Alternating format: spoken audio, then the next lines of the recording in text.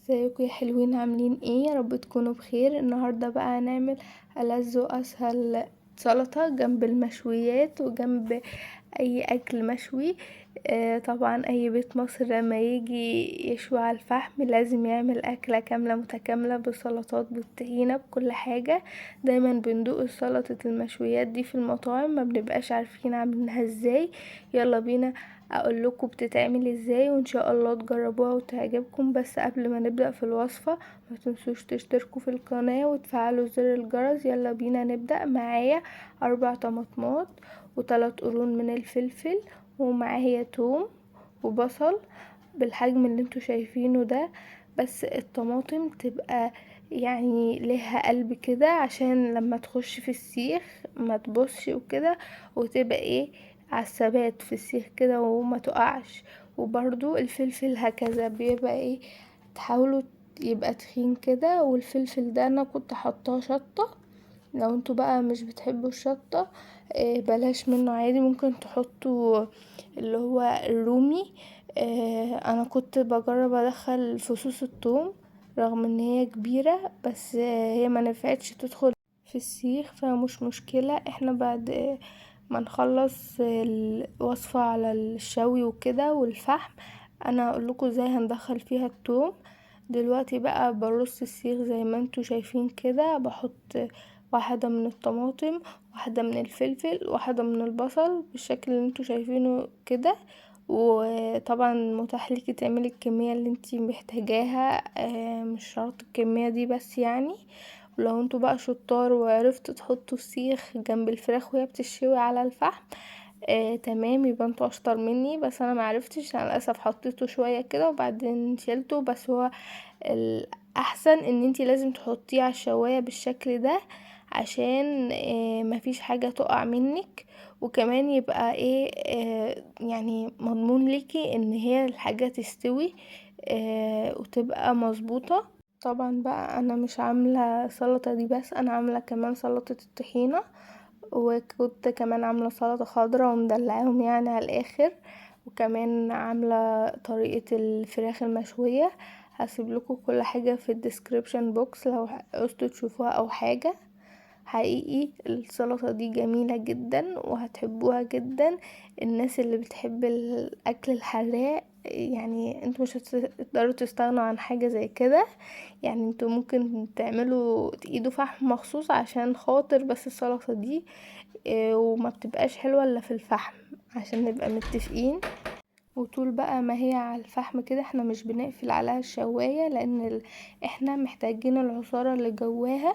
بس عشان خاطر الخضار نضمن ان هو يستوي لازم كل شوية نقعد نغرز في السكينة كده وهو على الفحم، لان طبعا انا كنت منقية الطماطم اللي لها قلب كبير كده او حجمها كبير، فالطماطم مش سهل تستوي على النار، فلازم تغرزيها كده طول ما هي موجودة لحد ما تستوي.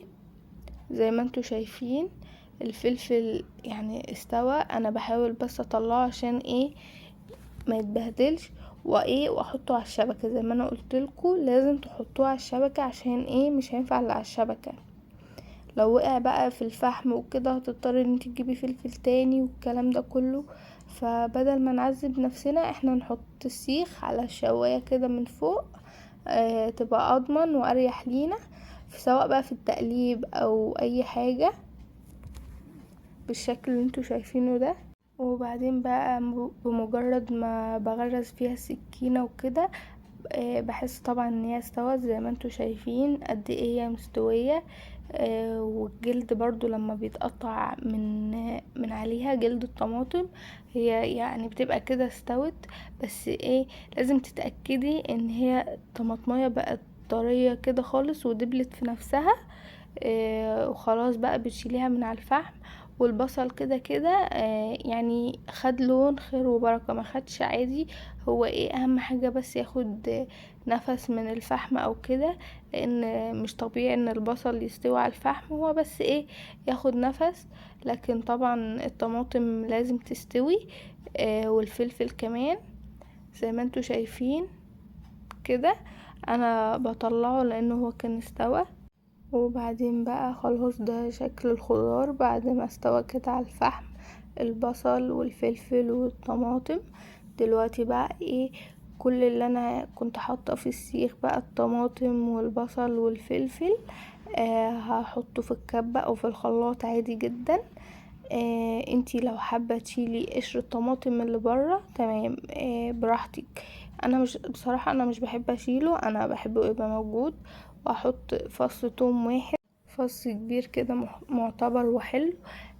بلاش بس نزود التوم لانه بيبقى طعمه مش حلو طبعا لو بيبقى زايد في الاكل او كده، وكمان بيتعب، فهو بيبقى بس يدوب نفس. ودلوقتي بقى انا شغلت الكبة زي ما انتوا شايفين كده، وخلاص يعني كل حاجة اختلطت كده مع بعضها. وهنضيف معلقتين كبار من الخل زي ما انتوا شايفين كده. وبعدين بقى ايه، هنضيف رشة من البابريكا. هنحاول برضو ما نزودش البهارات، هي رشات بس صغيرة. ودي رشة من الكزبرة الناشفة، وكمان رشة من الفلفل الاسود، وكمان رشة من الكمون، وبس كده. وبعدين بقى ايه هنقلب زي ما انتوا شايفين. وبعدين بقى انا كنت نسيت ومحطتش ملح، فانا حطيته معاكم بزود، وبعد كده عادي جدا هقلب ولا كأن حاجة حصلت. وبعدين بقى ايه خلاص هي كده جاهزة للتقديم جنب المشويات، وان شاء الله تجربوها وتعجبكم. ما تنسوش تقولولي رأيكم في الكومنتات. والسلام عليكم ورحمة الله وبركاته.